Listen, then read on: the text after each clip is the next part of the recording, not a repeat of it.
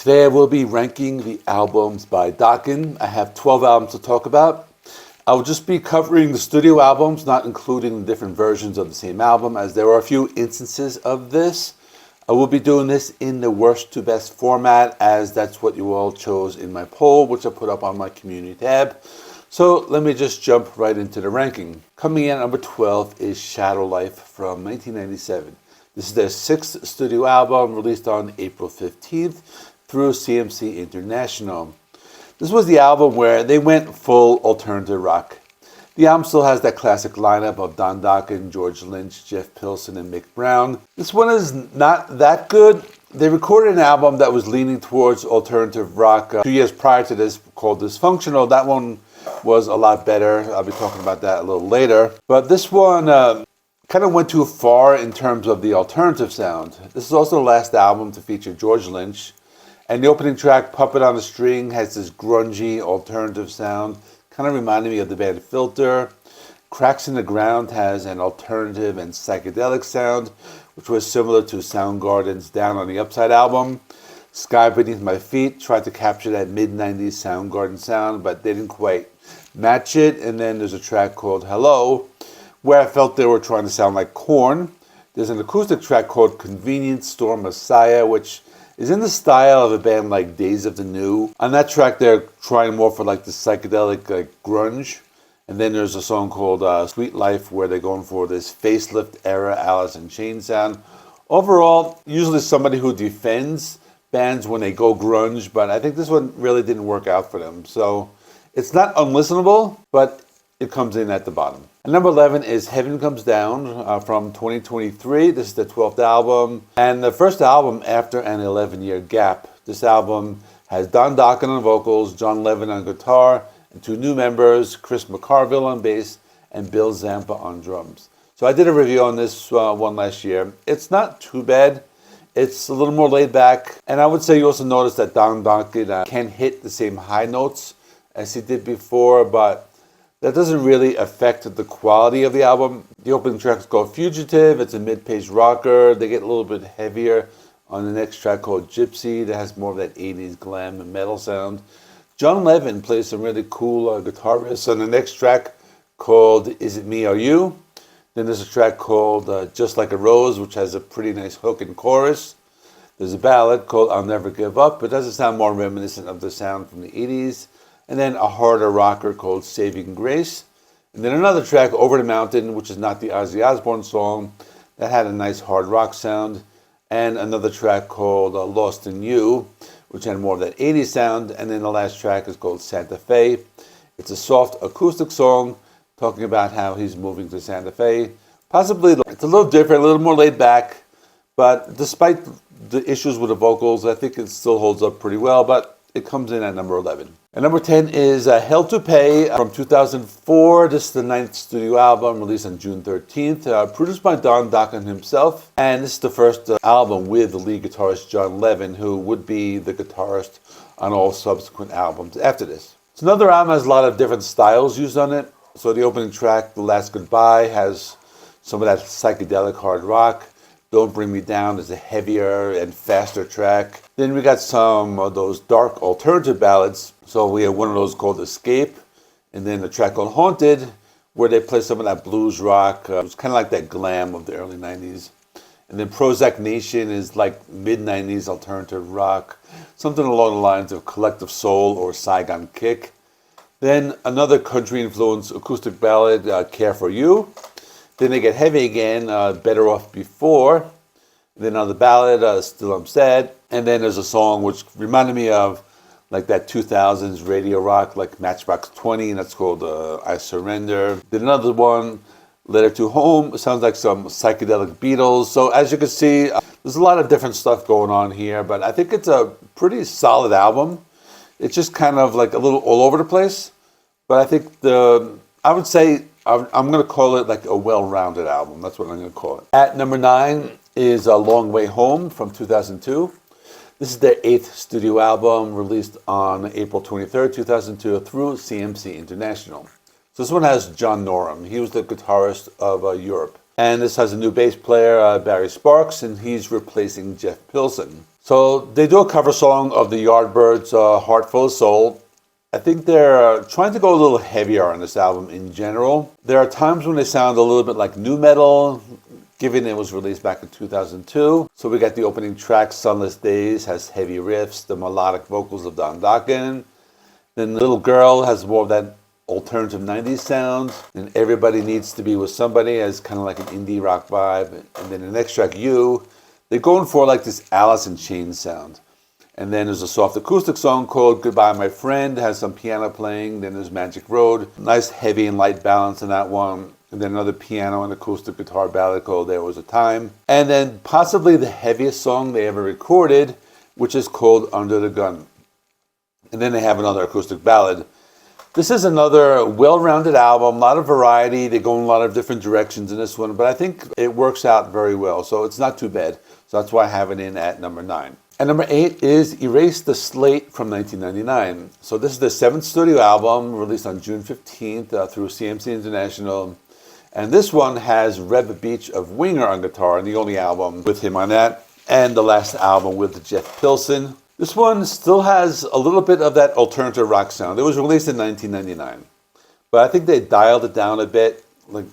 But they went back a little bit to their hard rock sound. I would say this one has a sound closer to their Dysfunctional album, which I'll talk about in a little bit. I think Reb Beach really makes a difference in their sounds. The opening track is the title track, has some heavy riffs, and closer to their classic sound. Then they had to do some heavier stuff with Change the World. Then another track which is heavy as well, called Maddest Hatter. Another track called Drown, which is leaning towards alternative again. Then Shattered, kind of has that 90s influence. Then they have a cover song by One, originally by Harry Nilsson from 1968, but you might know the Three Dog Night version. One is the loneliest number, and you know that song. And then a ballad. It sounds something along the lines of Chris Cornell solo album, that kind of thing.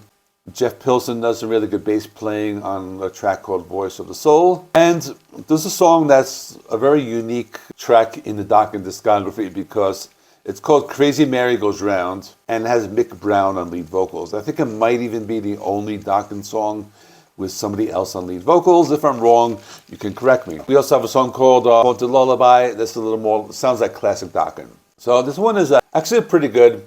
One of like the better ones from the 90s, but not the best of the 90s. I'll get to that. So at number 7, I have Broken Bones from 2012. This is their 11th studio album released on September 21st, 2012 through Frontiers. So this one has Jimmy DeGrasso on drums, and he's a session drummer because Mick Brown wasn't available at the time. And they have a different bass player, Sean McNabb. So this one's not too bad. They do one cover song. It's a Jefferson Airplane song called Today. And this one has a sound closer to the classic Dokken sound, as opposed to that experimental sound of the albums I was really talking about from the late 90s to early 2000s. This is a follow-up to Heaven Comes Down, which is another album I'll talk about pretty soon, where they return to that classic sound. So on this album, opening track, Empire, is melodic heavy metal. Then we have the title track, Broken Bones, more blues rock. They have a song called Best of Me, which is kind of like sleaze rock, something like Skid Row. Then a track called Blind, which is closer to the classic Dokken.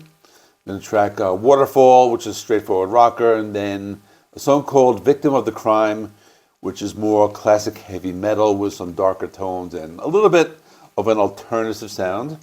Then a ballad called Burning Tears, which has a sound reminiscent of their 80s ballads.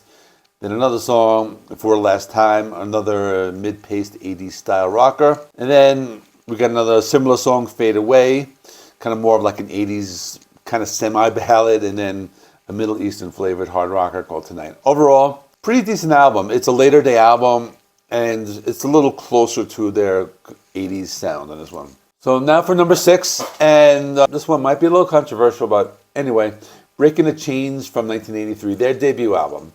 So this album was basically released twice. So the first time it was released in 1981 in Europe. It was, I think, originally supposed to be like a Don Dokken solo album. And then in September 83, they re-released it in the US. Both albums are basically the same. It's just like some slight variations. So I'm ranking it as one album. So we have George Lynch and Don Dokken as the core of the band, and a few members who played in Rat. They would like leave the band and go to Rat later, such as Juan Crucier on bass and Bobby Blotzer on drums. He actually plays on a few tracks, I think, on the first version of the album. And the big song on this is the title track. This really shows off their melodic and catchy hard rock side. The production is kind of raw on this one. The album features mostly melodic rockers. George Lynch really shows off his playing abilities on a few songs, such as Live to Rock and Paris is Burning. Then a few songs that have more of a heavy metal sound, like Night Rider and Seven Thunders. And other songs sounded like they were kind of like in a Motley Crue type of sound, such as the track Young Girls. Overall, it's solid, but they've had a few better ones over the years. Like the albums that come after this are much better, but it's a decent debut album. Now, at number 5, another one might be a little controversial, Dysfunctional from 1995. It's their 5th studio album, released after a long break, and released on May 23rd through Columbia Records. So this was another one originally meant to be a Don Dokken solo album, but they got George Lynch on board, and they got the other 2 members, so it ended up being a Dokken album. So this one actually has 2 versions. There's a self-titled album that was released in Japan of December of 1994, and this one, basically the same album. Dysfunctional has 3 more songs. That's really the only difference. This one actually did pretty well despite coming out in the 90s. You hear a little bit of an alternative influence on this one, but they didn't completely abandon their sound, so I thought it was pretty good. The opening track, Inside Looking Out, sounded a little like the band King's X.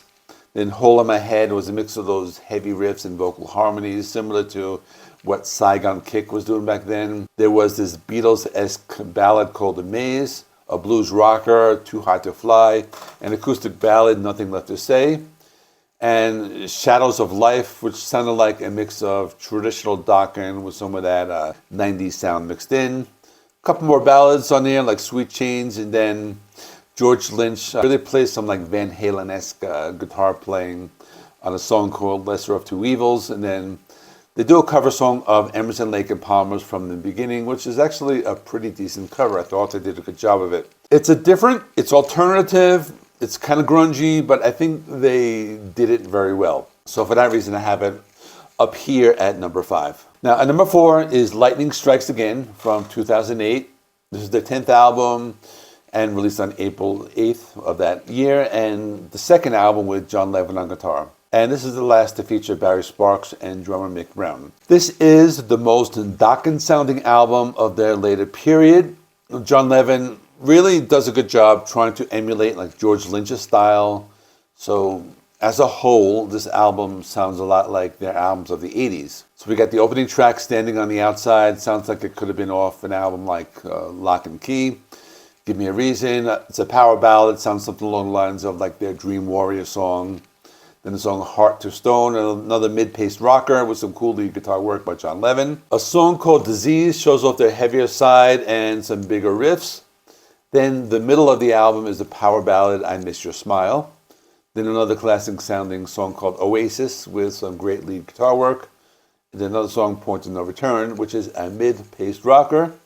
Then another ballad called I Remember. Then they bring back more of those classic guitar riffs on Judgment Day. Then another track, It Means, another one that sounds like 80s Dokken, and then another mid-paced rocker, Release Me. Overall, the most classic Dokken-sounding album of the 2000s period, or their later day period. That's why I have it at number 4. Okay, so I'm at the top 3 now, but at this time you know what they are. But you don't know what order I'm going to put them in. And this is kind of like one of those things where they could kind of be like interchangeable, these top 3. But this is the order I'm putting them in. Number 3, Under Lock and Key from 1985. The 3rd album, November 22nd, 1985, through Elektra Records. So this one has a little bit of everything. You got some harder rockers, some mid-paced rockers, and some ballads. Really good production value on this one. We had the opening track, Unchain the Night. This one has George Lynch's signature playing style. The Hunter was one of the singles, and it's a mid-paced rocker. In My Dreams is another one of the singles, and probably the most recognizable song of the album, with that very memorable vocal intro. Then a few ballads, such as Slipping Away and Jaded Heart, both of which were never released as singles, but probably could have been. And Not everything is soft though. They have some heavier stuff like Till the Living End and Lightning Strikes Again. And they actually like used it, like that song title to name the album, which I was just talking about, which Dokken actually kind of does. So after this was a song called It's Not Love, also a very recognizable song. This album features some mid-paced rockers such as Don't Lie to Me and Will the Sun Rise. Overall, solid album, probably a good starting point if you want to recommend the band to a new fan. So our number 2 is Tooth and Nail from 1984, the second album released on September 14, 1984 through Elektra Records. I did a full video on this album, so there were a few lineup changes. Juan Crucier went on to play in Rat, and the first album with Jeff Pilson, and he would remain in the band until I think their 1999 album. So this one is a big step up from their debut, one of their best albums. It really shows off their ability to play heavy metal, hard rock, arena rockers, and radio-friendly ballads. We have the title track and Don't Close Your Eyes are the heavier songs. Just Got Lucky is one of the singles. It's radio-friendly.